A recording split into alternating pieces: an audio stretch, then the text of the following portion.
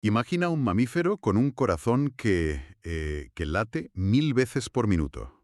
Una auténtica barbaridad, sí. Y no solo eso, un animal que guarda una lengua gigante enrollada dentro de su propia caja torácica, o sea que utiliza la física acústica más avanzada del planeta para navegar en la oscuridad total. Ajá. Y que además, por si fuera poco, respira literalmente a través de la piel de sus manos. Exacto. Y a ver, no estamos hablando de una criatura alienígena de una película de ciencia ficción. Estamos hablando de un ingeniero biológico del que depende, pues, la próxima comida que llegue a nuestra mesa. Totalmente. Hoy, en esta inmersión profunda, vamos a sumergirnos en el incomprendido, fascinante y, a menudo, demonizado mundo del orden Chiroptera, los murciélagos. Y bueno, hay una razón de peso para dedicarles este nivel de análisis. Existe una tendencia enorme a verlos como una rareza evolutiva. Ya, como una nota a pie de página espeluznante en el reino animal, ¿no? Exacto. Pero cuando analizas los datos biológicos y ecológicos reales, te das cuenta de que representan nada menos que el 20% de todas las especies de mamíferos conocidos. Ostras, un 20%. Es decir, 1 de cada 5 mamíferos en este planeta es un murciélago. Han conquistado casi todos los rincones del globo y la ciencia moderna está reescribiendo por completo su historia. Vale, vamos a desgranar esto porque nuestra misión hoy es desmantelar de una vez por todas esos mitos culturales que los asocian casi en exclusiva con la oscuridad. Sí, con la brujería o los vampiros de las novelas góticas, claro. Eso es. Porque la realidad es que compartimos el mundo con ellos y nuestra supervivencia está ligada a la suya de formas que resultan casi increíbles para quienes nos escuchan. Desde luego. Pero a ver, antes de poder entender cómo sostienen ecosistemas enteros, tenemos que mirar hacia arriba. Hay que entender cómo llegaron a dominar los cielos, sí. Porque no estamos hablando de ardillas voladoras que simplemente caen con estilo. Son los únicos mamíferos de la historia capaces de realizar un vuelo verdadero y sostenido. Y el rango en el que han perfeccionado ese vuelo es un espectáculo en sí mismo. Ya te digo. O sea, en un extremo del espectro tenemos al murciélago moscardón, también conocido como murciélago de Kitty, que pesa apenas 2 gramos. Madre mía, 2 gramos. Te cabe literalmente en la yema del pulgar. Y en el otro extremo, dominando los cielos del sudeste asiático, está el zorro volador filipino. Ese es enorme, ¿verdad? Un gigante de 1,5 kilos con una envergadura de 1,60 m. Imagina un animal con las alas abiertas que es más alto que muchos niños. Uf, qué pasada. Pero para comprender cómo un mamífero consigue alzarse en vuelo, hay que retroceder unos 52 millones de años en el registro fósil. Exactamente. Y ahí es donde entra una de las piezas más importantes del rompecabezas paleontológico, que es el Onychonyecteris finiae. Un fósil increíble descubierto en Estados Unidos que resolvió un debate de décadas en la comunidad científica. Claro, porque durante mucho tiempo nadie sabía qué vino primero. Sí, sí, el vuelo o ese sistema de radar interno que usan para orientarse, la ecolocalización. Y este fósil demostró que el vuelo fue el primer gran salto. Este ancestro no tenía las adaptaciones craneales para la ecolocalización, pero sí tenía alas. Y un detalle crucial, fíjate, tenía garras en sus 5 dedos. Sí, y esas 5 garras nos cuentan una historia evolutiva fascinante. Sugieren que este ancestro primitivo era probablemente un hábil trepador de árboles, Ajá. que empezó planeando de rama en rama mucho antes de desarrollar la musculatura para un aleteo constante. Lo fascinante aquí es que el salto genético hacia el ala verdadera no requirió, digamos, crear estructuras anatómicas completamente nuevas. Ya, no fue empezar de cero. Para nada. Todo se reduce a un ajuste en el reloj del desarrollo embrionario, específicamente en un gen responsable de la proteína BMP2. ¿Y qué hace exactamente esa proteína en el embrión? Pues es una de las proteínas que regulan el crecimiento óseo. Durante el desarrollo del murciélago, este gen aumenta drásticamente su expresión en las extremidades delanteras. Claro, y hace que crezcan. Simplemente le dice a los dedos de la mano que sigan creciendo y creciendo de forma desproporcionada. Es una alteración genética muy elegante. Que ha permanecido prácticamente intacta durante más de 50 millones de años, que se dice pronto. Y entre esos dedos hipertrofiados se extiende lo que llamamos el patagio. El patagio exacto. Que a ver, siempre caemos en la trampa de comparar sus alas con las de los pájaros, pero la biomecánica es totalmente distinta. No tienen nada que ver. Anatómicamente no tienen alas de plumas rígidas, tienen una mano humana gigante. Para la gente que nos escucha, imagina tus propios dedos extendidos hasta medir 1 metro, unidos por una capa elástica finísima. Una membrana de piel doble que llega hasta el tobillo, sí. Y claro, al tener todas esas articulaciones, los nudillos, muñecas, falanges, están tocando el aire como si fuera un piano. Un pájaro es como un avión de ala fija en comparación con un helicóptero acrobático que sería el murciélago. Es una analogía perfecta. El murciélago puede cambiar la curvatura, la forma y el ángulo de su ala en milisegundos. Y por si fuera poco, esa capa de piel no es solo tela inerte, ¿verdad? En absoluto. Esa membrana es un órgano sensorial de primer nivel. Está repleta de células de Merkel. Ah, sí, los receptores táctiles. Exacto. Receptores táctiles minúsculos, cada uno con un pequeñísimo pelo sensible en el centro. Como los sensores de proximidad de un coche moderno, pero integrados en la piel. Eso es. Detectan el más mínimo cambio en la presión y el flujo del aire que resbala por la membrana. Esto les envía información instantánea al cerebro sobre la turbulencia. O sea que pueden realizar ajustes microscópicos en pleno vuelo. Su maniobrabilidad supera con creces a la de cualquier ave. Pero claro, aquí es donde mi cabeza choca con la física, porque mover unas manos membranosas tan gigantescas por el aire requiere arrastrar mucha resistencia. Uf, muchísima. Tiene que suponer un coste energético colosal. ¿Cómo es posible que un mamífero del tamaño de un ratón soporte ese nivel de exigencia muscular sin que sus músculos simplemente colapsen por el agotamiento? Pues fíjate cómo la biomecánica resuelve el problema del gasto energético es brillante. Si aletearan hacia arriba, con las alas completamente extendidas, la resistencia del aire los frenaría en seco. Claro, harían de paracaídas. Así que pliegan las alas muy cerca del cuerpo en la fase ascendente del aleteo.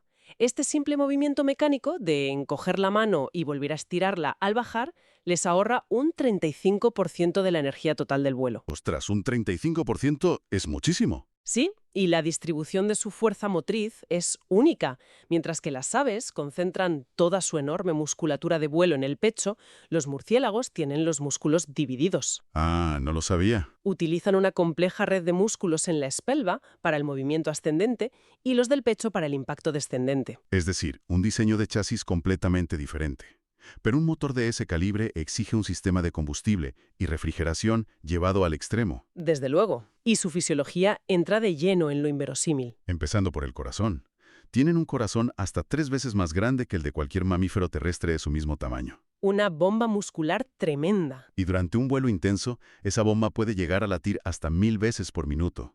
Es un ritmo frenético que requiere un suministro de oxígeno constante. Y aquí viene una de mis adaptaciones favoritas, porque no dependen únicamente de los pulmones para respirar. Es una locura, las alas actúan casi como branquias aéreas. Exacto, al ser tan finas y representar el 85% de la superficie corporal, los vasos sanguíneos del patagio realizan un intercambio directo de oxígeno y dióxido de carbono con el aire exterior mientras vuelan. Pero, a ver, para que todo ese oxígeno fluya a 1000 pulsaciones por minuto, hay que vencer a un enemigo constante que es la gravedad. Claro, el problema de colgar boca abajo. Exacto. Pasan gran parte de su vida colgados de los pies. En la inmensa mayoría de los mamíferos, permanecer en esa posición haría que la sangre se estancara en la cabeza. Y las venas de las extremidades simplemente no tendrían fuerza para empujarla de vuelta al corazón. Espera, pero si están colgados de los pies, la sangre de las alas tendría que subir por pura presión. Y las venas no tienen músculo cardíaco para bombear, ¿verdad? En los humanos no, pero en los murciélagos sí. ¡Ostras! Han desarrollado un fenómeno fisiológico rítmico llamado venomotion. Las venas de sus alas tienen contracciones activas. Literalmente laten. Laten, sí. Actúan como corazones periféricos en miniatura que exprimen y bombean la sangre de forma activa de vuelta al núcleo del cuerpo, desafiando por completo a la fuerza de gravedad. Motores en las alas, corazones gigantes y venas que laten por sí solas. Vale, tenemos el vehículo perfecto. Y, un murciélago de cola libre mexicano puede alcanzar velocidades de hasta 160 km por hora en vuelo horizontal. Es más rápido que un guepardo, pero en el aire. Una barbaridad. Sin embargo, moverse a esa velocidad en la oscuridad más absoluta de la noche sin estrellarse contra un árbol requiere algo mucho más sofisticado que un par de alas ágiles. Requiere dominar el sonido. Totalmente. Y ahí entra la ecolocalización laringeal. Es el pináculo de la percepción acústica. Generan pulsos ultrasónicos en la laringe, ¿no? Sí, y los emitan a través de la boca o en muchas especies a través de intrincadas estructuras en la nariz. Y el volumen de esos gritos es abrumador. Algunos alcanzan los 140 decibelios. Para poner eso en perspectiva a nuestra audiencia, 140 decibelios es el ruido que te golpea el pecho cuando estás de pie junto a un avión a reacción en pleno despegue. Es ensordecedor.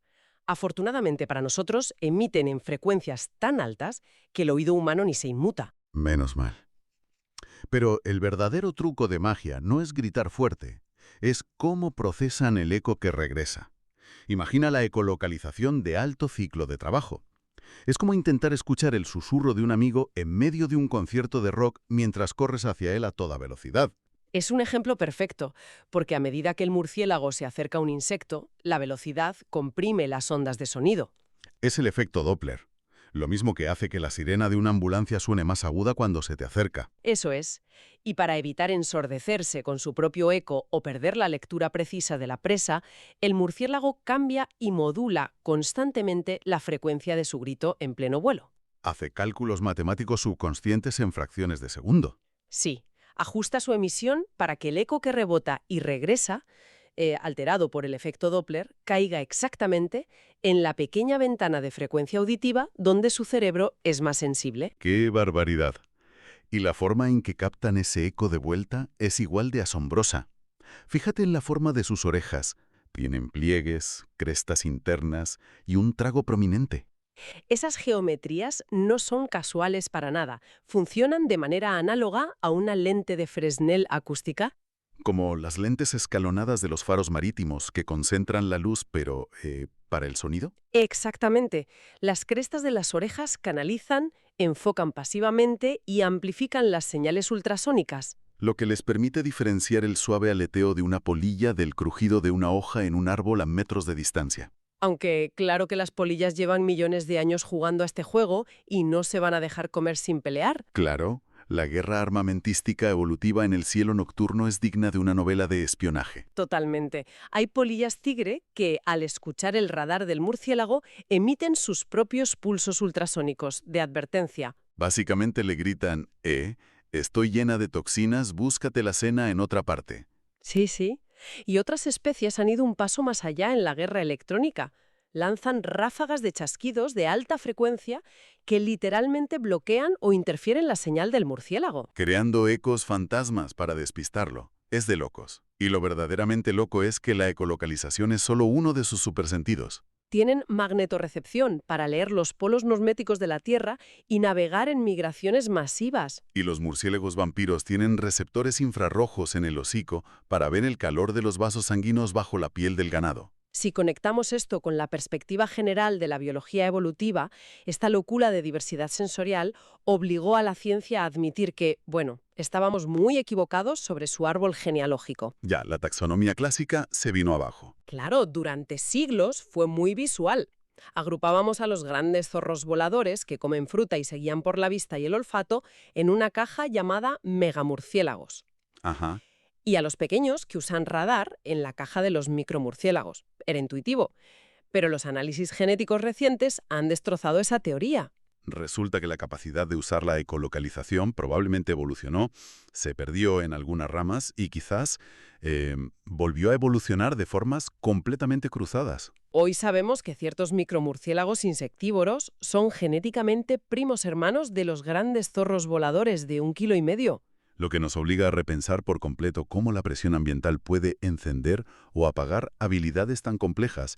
Y oye, aquí es donde se pone realmente interesante. Cuéntame. Porque cuando combinas este chasis de vuelo de alta tecnología con este arsenal sensorial, obtienes un animal capaz de colonizar cualquier nicho ecológico disponible. Sin duda.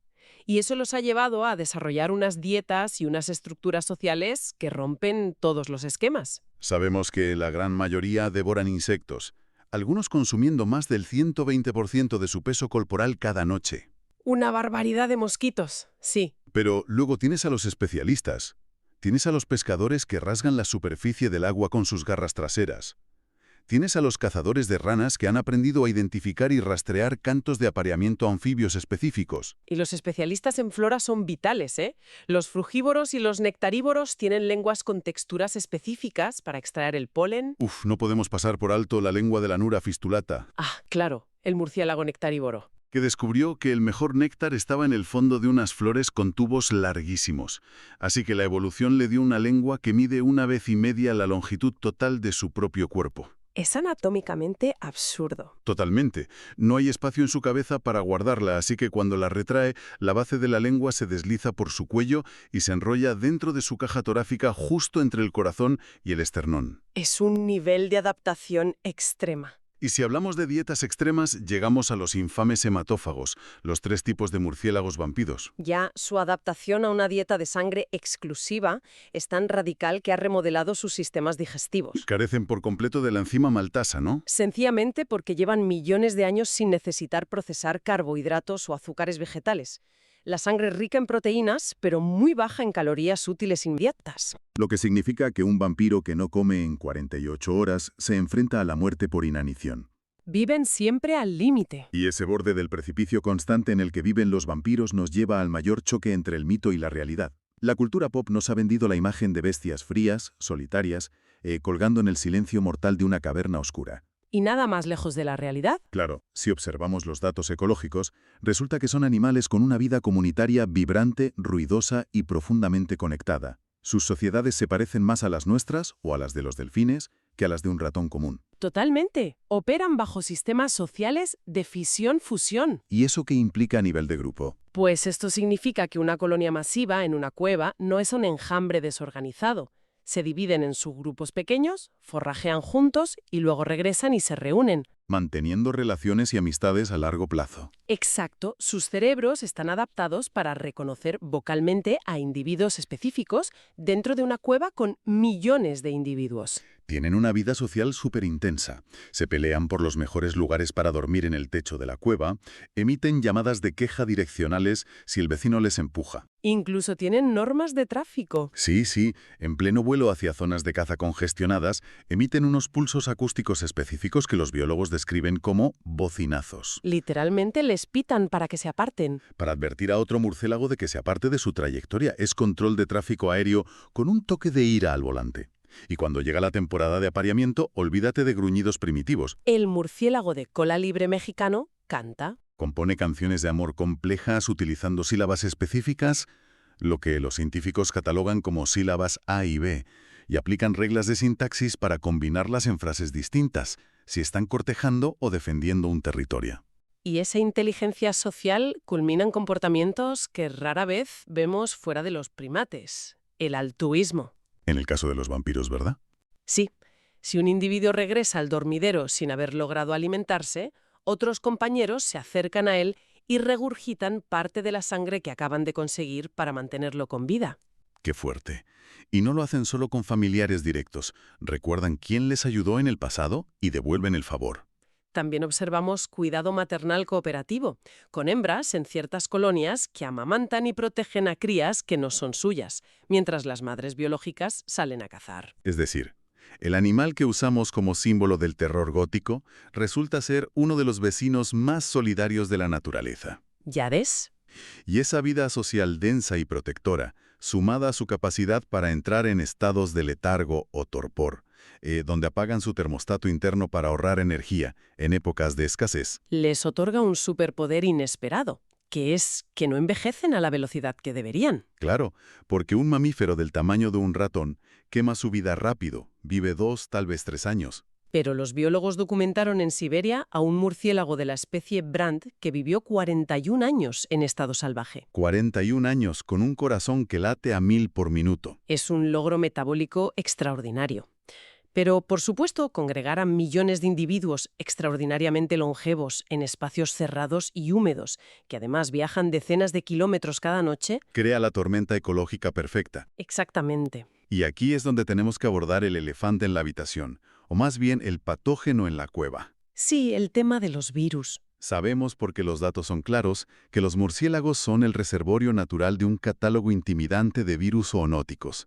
Portan la rabia, el virus Nipah, el virus Hendra, el virus de Marburgo y multitud de coronavirus emparentados con el síndrome respiratorio agudo grave. Así es. Entonces, ¿qué significa todo esto?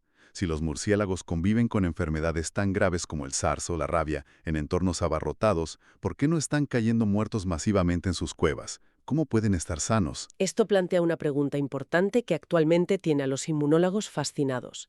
La respuesta parece residir en el mismo mecanismo que les permite volar. O sea, ¿el vuelo los protege? De alguna manera, el estrés oxidativo y el inmenso daño celular que se produce al volar durante horas debería destrozar su ADN. Para sobrevivir al vuelo diario, los murciélagos tuvieron que evolucionar un sistema de reparación celular sobrealimentado y una respuesta inmunológica completamente única. Ah, entiendo. Cuando un murciélago se infecta con un coronavirus letal, su cuerpo no reacciona intentando aniquilar el virus con una fiebre masiva o una inflamación agresiva, que es exactamente lo que nos mata a los humanos. Claro, las tormentas de citoquinas y todo eso. En su lugar, el sistema inmune del murciélago modula la respuesta. Tolera la infección, conviven pacíficamente con el patógeno en un equilibrio asombroso. Básicamente no vencen al virus luchando contra él, sino ignorándolo con un sistema celular indestructible. Ahora bien, es crucial dejar algo muy claro respecto a las pandemias modernas, porque se han dicho muchas cosas inexactas a nuestra audiencia. Sí, hay que ser rigurosos aquí. Los estudios genéticos indican que los murciélagos son los anfitriones ancestrales de muchos coronavirus, sí, pero no existe ninguna evidencia científica sólida que demuestre que causen o propaguen directamente la COVID-19 a las poblaciones humanas. Exacto. La transferencia de estos virus a las personas casi siempre requiere huéspedes intermedios, mutaciones secundarias y, sobre todo, una alteración profunda de los ecosistemas. Provocada por la deforestación y la invasión humana de sus hábitats. Y la ironía de la situación es que mientras nos preocupamos por lo que nos puedan contagiar, somos nosotros, o las dinámicas ambientales que alteramos, los que los estamos aniquilando a ellos. El hongo responsable del síndrome de la nariz blanca es un ejemplo desolador. Telita con eso. Ataca a los murciélagos norteamericanos mientras hibernan. Este hongo los irrita, los despierta en pleno invierno y agota sus reservas de grasa hasta que mueren de deshidratación e inanición. Las tasas de mortalidad en algunas colonias alcanzan un aterrador 99%. Y también sufren muertes masivas por las turbinas eólicas, y no por el impacto directo. Ese es un detalle biomecánico devastador. Las palas de las turbinas eólicas crean zonas de muy baja presión de aire a su paso. Como los murciélagos tienen pulmones de mamífero, con alvéolos elásticos como los nuestros, y no los pulmones rígidos y tubulares de las aves. Claro. Cuando vuelan cerca de una turbina, esa caída brusca de presión hace que los delicados capilares de sus pulmones se expandan de golpe y estallen.